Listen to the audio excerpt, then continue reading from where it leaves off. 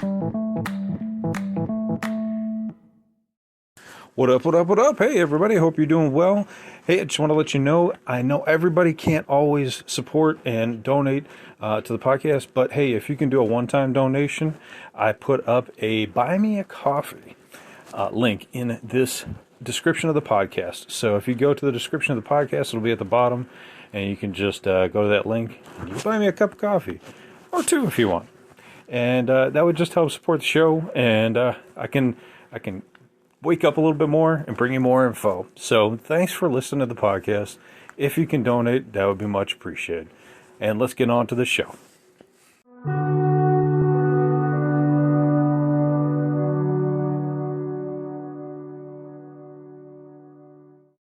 What up, what up, what up? Welcome back to Lockdown Universe, home of the bizarre, peculiar, and unheard of stories of UFO legend and lore. Welcome back.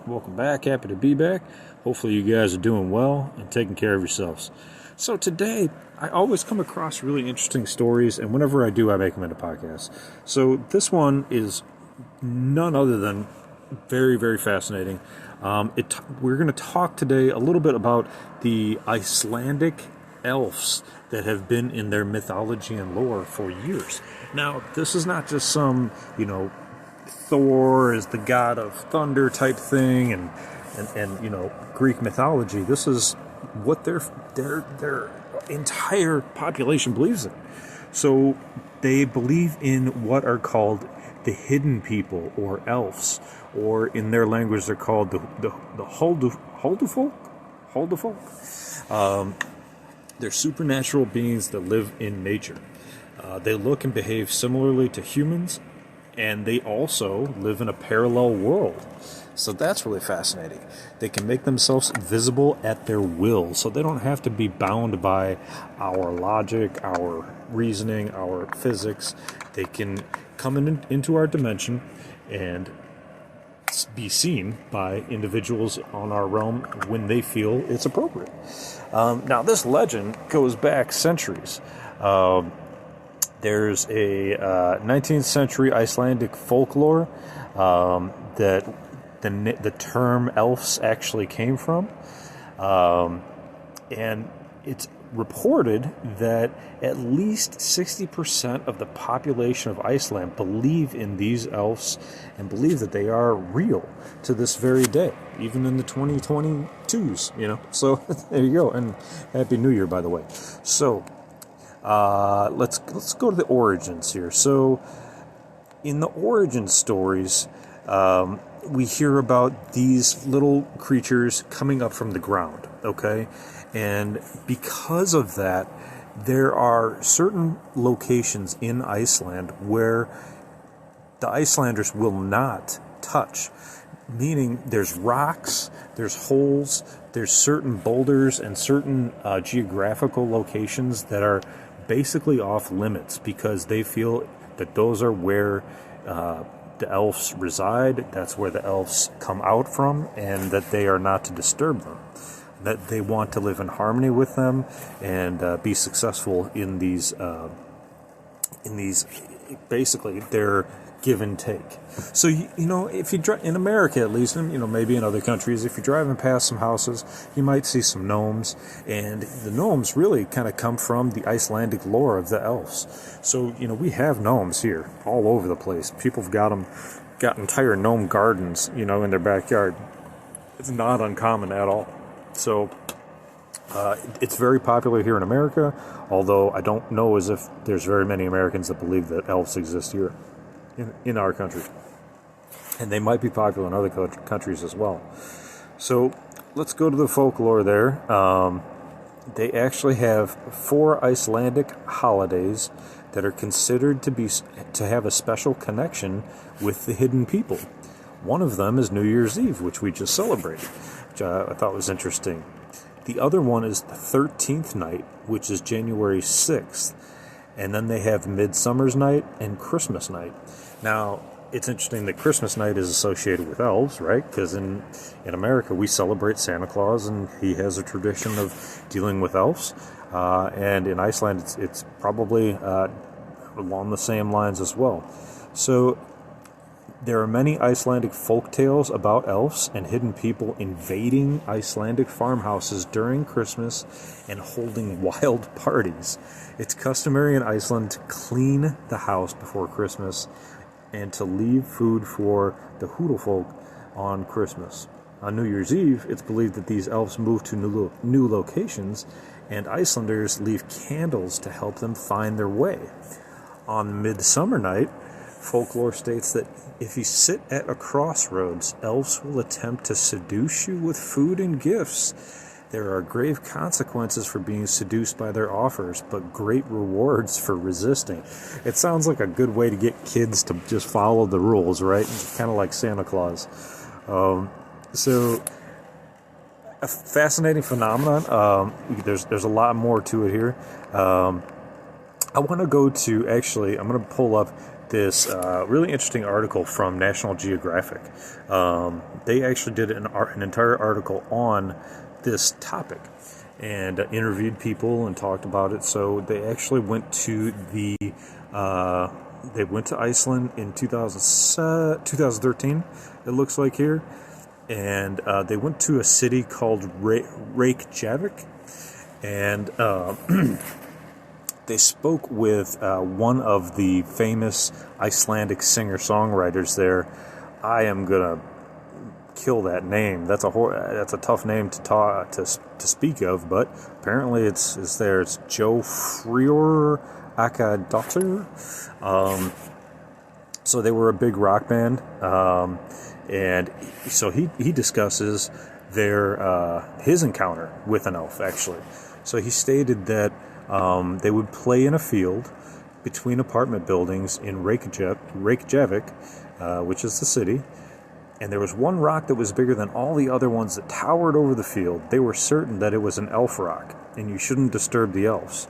It was twice his size, and with some struggle, he managed to get up there. His friends warned him that it was a bad idea, and then as soon as he was on top of it, he jumped down and landed a bit on the side of his mouth. So he actually had some blood coming out, and he ran home crying, and he stated he would never touch that rock again. Interestingly enough, he got injured when his friends told him not to go up there and do it. So there you go, right? I mean, it's almost, sometimes there are times in the paranormal genre where people have come together and actually created an entity out of nothing. They actually did an experiment on this, I think it was back in the 70s, where they had like 5 or 6 people come together and create an entity, and out of their sheer will, and this entity was causing all kinds of havoc and that kind of thing. So it depends on how much power you give something. You know, if you give something a ton of power, then you may be taken for a ride. But this rock star story is hardly unique. Iceland's country is riddled with stories of elves, smaller human-like creatures with pointy ears, and that they are actually interdimensional. The fairies that you're thinking about, like Tinkerbell and that, they state that you're not that far off. They're very similar to like Tinkerbell-like creatures or like gnome-like creatures. They're believed to be peaceful creatures, according to this article, and coexist alongside humans and indulging in the same day-to-day activities like fishing and farming, raising families, and if the legends are of any indication, occasionally lending a helping hand to humans who otherwise would die without their intervention. So that's really interesting. But yeah, like I said, there's 62% of current Icelanders believe that they are real. Here's another story. One Icelander states that one night her mother woke up to see doctors that had come into her room that were going to start treating her grandmother. She had terminally ill cancer and was on her way out. She was dying. But this mother grew up on an Icelandic farm and had invisible playmates that other children could not see. Okay? When these doctors came into her room, no one else could see them either. She was following the conversation of the nurse and the 2 doctors, and they were talking amongst each other, and one of the doctors said, "Well, I think this is going to be okay." And my mother was kind of relieved and went back to sleep. In the morning, she asked her grandmother, "Did you speak with the doctors last night?" And her grandmother said, "What doctors? There were no doctors here." So it seems as though there was either angels, or if they were in Iceland, they were these elves that had come into their room. They were discussing her condition and stating that she was going to be okay.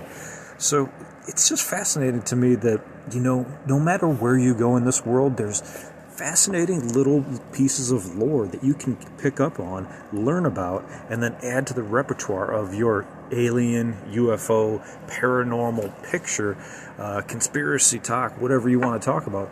But it adds to the mystery and the beauty of this phenomenon and genre that we're in, this sci-fi, sci-fact, paranormal, alien, conspiracy theory type of podcast that we talk about here. So what's interesting is they talk about how Iceland was really very isolated for a very long period of time. That allowed them to keep their culture very structured and very intact up until about 1950, I believe it was, 1941. Was when the American Army invaded Iceland. And they stated that then we had the Enlightenment and it began cleaning the elves away. So they stated that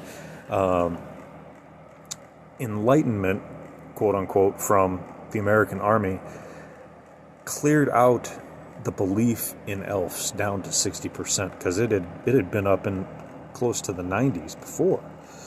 But now, with the quote-unquote enlightenment that the American Army had brought, a lot of elf beliefs has died out. Kind of like the Santa Claus movie, right? Where he needs people to believe in him, otherwise he starts dying type thing. These elves also need belief, otherwise it seems as though they go into hiding and they have less need to come out. But a lot of Icelanders believe that they have their own little homes. Some of them they have seen that are outside, out and about in more of a forested area, and others they believe are underneath in the ground. Now, what's interesting is, even if you don't believe this story about elves and in Iceland, we do have similar stories here in America with the Native Americans discussing their encounters with the star people, and also with a blue, small, short-statured species that was in the New Mexico and Arizona area that hid in caves. So if you think that this elf story from Iceland is kind of ridiculous, just think about the Native Americans and how much they have their history detailed with cave drawings, with stories of the star people that continue to this very day. And it's very fascinating. The thing about Native Americans is that they're very truthful and honest people.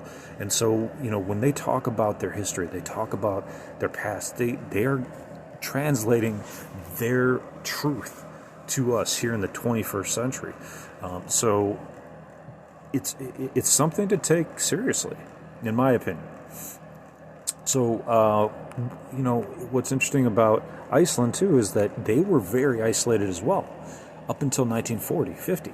So their population was able to hold on to their history that long, and it continues to this day. So there's much artwork that's done that has elves inside of it. They talk about magical thinking and how it's part of their culture. Let's see, population of about 340,000 people in the Reykjavik area. All believe in it. They have elf parties. They have elf holidays. And the way they see it is they believe that elves or hidden people are not only part of their current culture, but it's part of their cultural heritage.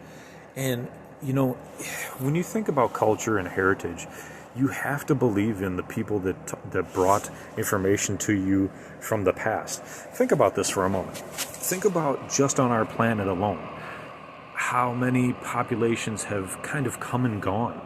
You think about the Canadian natives who lived there. Many of them died off during French wars. In America, many Native Americans were killed during those Revolutionary Wars. There's very few left. So think about how elves, they may be another species that is native to this planet, or they may not be. And if they are native to this planet, then they might have just bunkered in and went down underneath the surface of the planet down in Iceland. Or they could have just left back to their home planet, or vice versa. There might have been some that stayed and some that left. So when we think about this, we can think about how there's many alien cultures who have made Earth their home. We've talked about reptilians, we've talked about greys, we've talked about tall whites, we've talked about Nordics, although I don't believe that they've made Earth their home per se, but they are protecting it in many ways.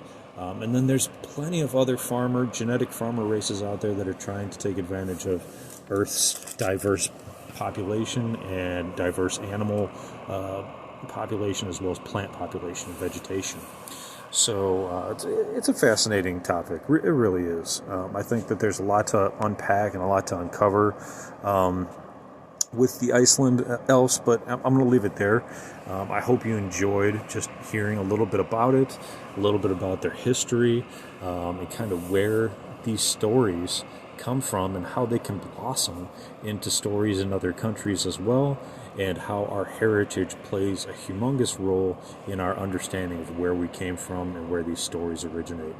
So hopefully you guys are enjoying your evening. Hopefully you guys are taking care of your family, your friends, your loved ones, and taking care of yourselves, of course, following through on your hobbies and your goals and your dreams, and as always, continue to question the universe around you. Move into 2022 with peace, love, and tranquility, and take care of yourselves. Lockdown Universe out.